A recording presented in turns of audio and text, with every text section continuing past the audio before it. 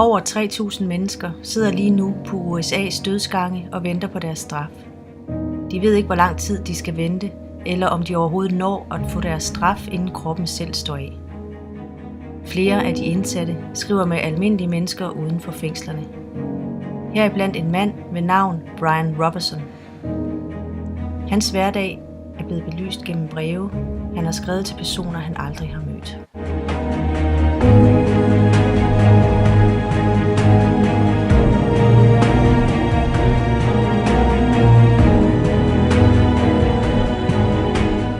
Jeg har haft 4 datoer nu.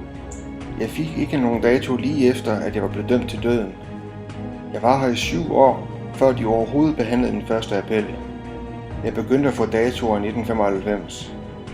Dommeren kan jo undlade at give mig en, men det ligger i hans racistiske natur at give mig dem løbende. Han går vel ud fra, at jeg bekymrer mig over de henrettelsesdatoer, han sender mig. Det var også derfor, at han sidste gang ventede til 7 dage før datoen, inden han gav mig udsættelse.